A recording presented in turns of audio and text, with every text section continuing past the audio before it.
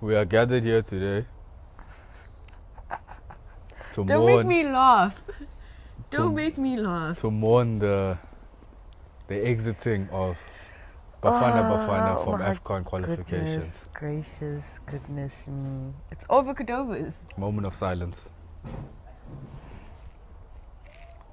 Over Cordovas. Yeah. What happened, but you know we're here, so... Say hello before we jump in. Yo, my name is Colin. I'm Narika. This is... The Bench. The Bench. The Bench. Yeah.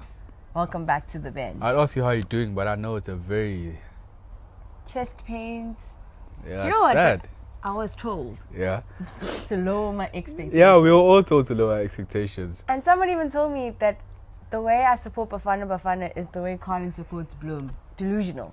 Who Am said I a this? delusional fan? Release the names.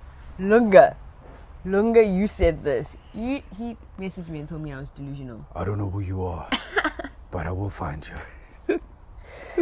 Okay, let's start from the beginning. From the beginning, okay? There were 2 games left. AFCON qualifying. Yes. Bafana's group of Ghana was deemed the group of death. Group C. Didn't make sense, but it was. There was Ghana, South Africa, Sudan, Sao Sao Tome Tome and and Prince Prince where none of you guys know where that is. Yeah. Makes sense to be a group of death. Ghana, heavy hitter. South Africa, before this moment, right now. Before the weekend. Before the weekend, heavy hitters. Yeah. Sudan were actually, I think, one of, the original AFCON teams. Back in the 70s. But you wouldn't have called them heavy hitters now. Not now, but they go into AFCON with all the history behind Yeah, it. some pedigree. You know, Do you know they're what I not. mean? They're not Like, nobodies. They're not nobodies. They're not nobodies. Yeah. And it was just Sao Tome and Principe where we didn't expect much. Yeah. What was that table looking like before the Ghana game? It was We were level on points. level on points. All 3 teams, but South Africa and Ghana did have a game in hand, leading up to Friday's clash, and then we played on Friday. We played Ghana on Friday. Played Ghana on Friday, and then If you look at that Ghanaian lineup, South Africa should have bodied these guys. bang average. Straight up. No Thomas Partey, no IU brothers. You know, no, I think they had no Christian Atsu. Also, there's quite a few players that you would know that weren't there because the overseas clubs did hold them back. You know, COVID and FIFA regulations and all of that. You know, so at the end of the day, we should have banged Ghana up, but... We didn't. We ended the game 1-1. Yeah. Starboy Percy Tau. He tried.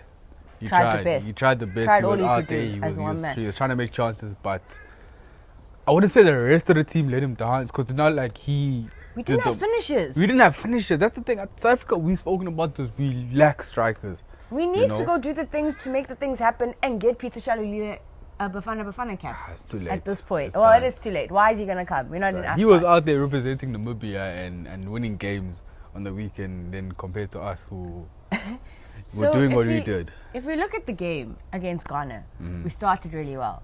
Morena missed 2 sitters. Multiple chances. Multiple chances, Yeah. but 2 absolute sitters Yeah. in front of goal. Shocker. All you had to do was guide the ball into the goals, and my man couldn't do that. You know what? I give him the benefit of the doubt though because Ntseki's formation leading up to the game didn't make sense to me personally. You're going into a game when you're playing at home against a weakened Ghana side 5 in the back. and you need 3 points, but you got 5 defenders, not wing backs. You know, there's a difference between a full back and a wing back, you know. Wing backs are more attacking. This guy's a straight up RB. Right back. He sits there, he protects the defense, plays in the back 4. He has no business being in the final third.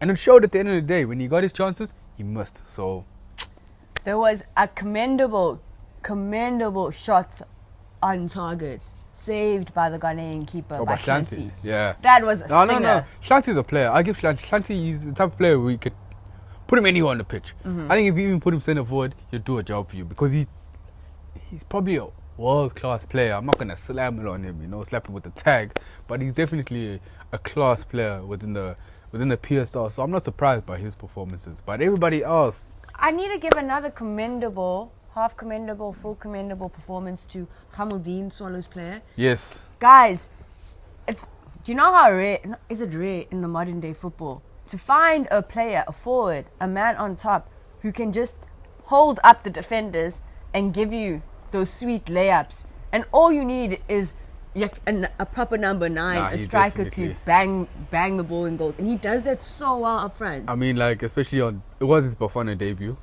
so you gotta note on that. And then also you gotta remember that you're playing with Percy Tau and you're playing with Timbazwane, it was up there in the goal scoring charts. So I guess the thinking behind it was sort of like, I'm here, you know. He's quite a big guy in comparison to the facilitates. Yeah, but he's not. He's not. No, but he's good at like facilitating. But he's there. He's good at into the spaces. He's like a false 9, like forward, like, so I give him that because he's also up there in the goal scoring chart. So he did deserve his debut. He did play well, you know. So shout out to Hamilton. But at the end of the day, we didn't score the goals. We walked away with 1 point. Yes. And it should have been 3. It should have been 3. But we were hopeful because it's after the Ghanaian game, we were like, okay, cool. The guys played wild-ish. They played like, you know, it's not... They weren't horrible. Yeah, it was just... I think what let us down was that final third towards goal. Just and finishing. Then we did concede a goal because I think there was just a lapse in concentration, to be fair, defensively. Which is fine. So we did the maths, and we were like, all Bafana need to do is go to Sudan and not lose. Not lose to Sudan. Whether that ends up with a draw, Just 1 point. whether that's 3 points because of a win, not to draw. And our track record against Sudan was in our favour. The first problem was the game wasn't televised. Yeah, so that's how you knew it was downhill. That's how you In know retrospect, it's bad energy. Maybe SABC and Supersport knew what they were doing. Maybe they did know, but like, guys, you needed the power bomb energy from South Africa and all of our people. So you know, why not do all you can to try to show us the game so we can support the boys, you know, from home. So they didn't do that. So we just knew. We were on the social. Everyone was on the socials. I even asked you, like, did you find the link yet? Did you find the link? Did you find... Everyone was like, did you find the link for the Bafana game? Guys, where's the link? I should have known then not to stream it. Data. Hey, guys, data's expensive in South Africa. Yeah. I don't even know what to say about the Sudan game. I think it's another game. No thoughts. The boys, I mean, you don't want to slap professional footballers with not like playing with heart and stuff, because these guys do this for a living, right? But from what we saw as fans, it just seemed like there was no desire, there was no passion, there's no winner's mentality in this winner's team. mentality. It was just, guys, we need 1 point, but like we playing in a shell, and nobody went out there, I think, with like this energy of like, we definitely coming on with a point and we definitely making it bare minimum is a point to the finals of the competition, you know? Yeah. To be fair, okay, so Andile Jali got injured in the first game. He was out for the Sudanese game. Secondly, would our international players that did not come through, in the likes of Bongani Zungu, Keegan, players like that, Dean Furman, do you think that would have made a difference? Minimal difference. I mean, it's still a difference. Don't get me wrong, it's still a difference. I think it's a difference we might have needed. But I think at the end of the day, the players that we did field were good enough to get at least a point against Sudan, you know? And they just didn't live up to the expectations of the people. So it's an L. First goal scored against us was off a set piece. Yes, that just shows bad defensive organization by the team, bad coaching, bad tactical setup. The second goal, Sudan made our captain sit on the floor. My guy pulled the clothes off Telani Hlatshwayo. Guys, respectfully. When do we speak about this respectfully? When do we... Because I've mentioned it. I've planted the seeds in past episodes. When do we start speaking about the defensive decisions and capabilities of my captain? Respectfully. He's had a shock of a season. I'm not trying to attack the man, because he is the captain. He's had a shock of a season, I won't lie. It's been pretty bad. I mean, that whole... If you look at his performances at Pirates, defensively, as a centre-back, as an experienced centre-back, you're looking at his performances now against Sudan as the captain and centre-back for our national team, Bafana Bafana. Guys. But we needed a captain to actually organize the team and, you know, show some energy and confidence. It just wasn't there on the day. Another thing that I knew it was over for us was, I think it was early in the game, we were about to throw hands. And you just saw the Sudanese team up against the Bafana team, and all the Bafana men were up, looking up at the guys. Don't hate on South African like, guys "Oh, because we're short. Okay? Guys, we watched The this- Bachelor. We know that not everybody out there is 6 foot plus, you know? Height is not everything I in don't a even, man. like, there's literally nothing more I could say about Bafana Bafana to not qualify for AFCON again. I think it was the 4 times in 7 years we haven't qualified. We just don't without hosting qualify, the tournament, you know? Which, to me, we should not be doing, considering Yeah. the facilities, the quality of football we have, just the resources we have as a nation in comparison to other nations on the continent. This should not be the state of football in South Africa, and something needs to change. Something does need to change. I won't lie. I think it's a very hard situation to look at, especially as a fan. I think it's a very hard problem to solve, also because it always starts with grassroots football, and that's something that is also a massive problem in South Africa. But I guess that's a conversation for another Day. not another this day. episode. Anything. I think The socials came after Coach the Ntseki. socials came Ntseki out. But it makes sense. What credentials did he have to be a Bafana Bafana coach? I'm in that boat. He's got to go.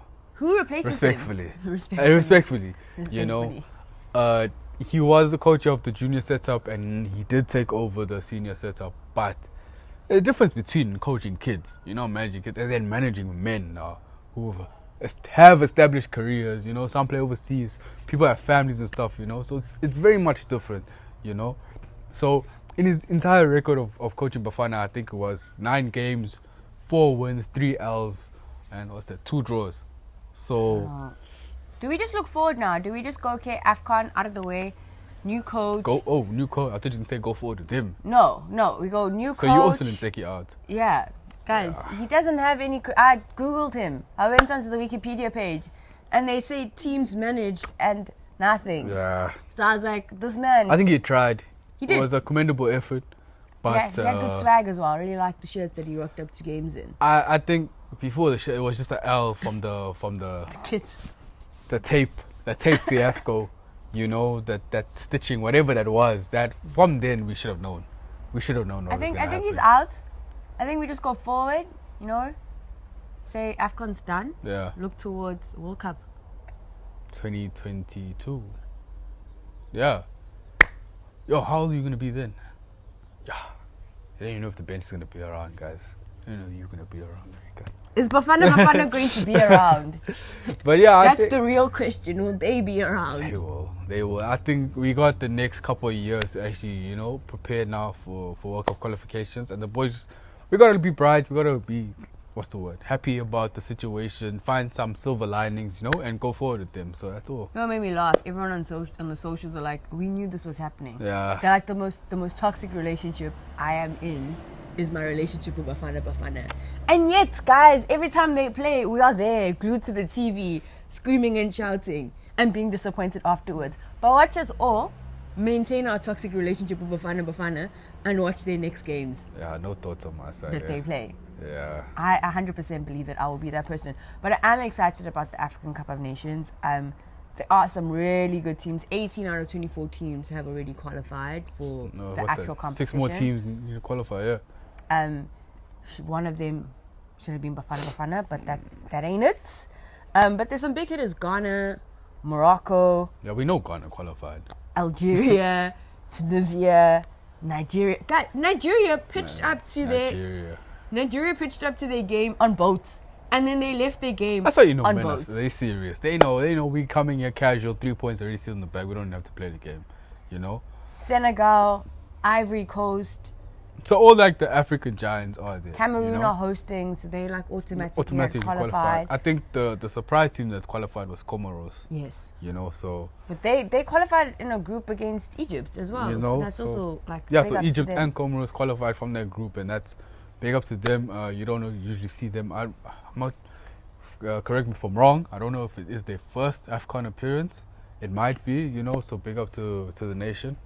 Yeah, but so AFCON's going to be exciting. I'm excited to see who who wins the next AFCON. January 2022, but it's the AFCON 2021. If you look at the teams, no rules, and you look at the players, and you look at what should have been and could have been but is not. I think most of Africa's stars are actually in their prime, going into this AFCON. You got the Riyad Mahrez, Aubameyang, Salah, Mane, all these guys are... Thomas Partey. They brothers, they're there, they're getting there. Upper 20s, early 30s, so they're in the prime of their career. So I guess this is the best time for people who are hungry to win trophies, So it's going to be interesting going into 2022 and watching this tournament. So excited, guys. I'm manifesting a trip to Cameroon for January 2022. But let's bring it back. Guys, I hope this week you get over Bafana Bafana. Yeah. You go through the 5 stages of grieving and you prepare yourself for another weekend of PSL action. Acceptance. Just accept it and move on. Let's go back to happier times. There's some really good games happening this weekend. You look out for Swallows Arrows. They were both unbeaten runs. I think it's going to be another Swallows draw. That's the big thing happening in the PSL. We're going to see how far Swallows can take this streak of draws, in the league. Maritzburg United, Chippa United, Amazulu Black Leopards. I thought Black Leopards were just out here, just upsetting people, but I think that good fortune is just... Yeah, but it is the last leg of PSL fixtures. I think it's the last 10 games. So it is going to be interesting going into the last leg to see how teams are going to be. Bloom are playing TS Galaxy. Certified dub. Nothing new there. Guys, I am very sad. And I need to work through my 5 stages of grief. Yeah. It's like going through a breakup. Not that I know what going through a breakup is like, but I'm assuming this is Heartbreak City. Oh, no, you can't do a breakup. It's like... I think I'm in Heartbreak City, you guys, in the chest pains. Leave a comment. Let us know your thoughts about Bafana Bafana. Are we over Cordovas as a National Footballing Association? Hashtag Ntseki out, Ntseki in. Do we need new kit sponsors? Because I want Nigerian and Ghanaian type swag for kits. It's not happening anytime soon. Is it not going to happen? Nah. And then let us know what games this weekend you're looking forward to in the PSL. Happier times, rainbow on the other side. Silver lining. Don't forget to like, share, and subscribe. It is only love with a little bit of sadness today. Until next time, bye.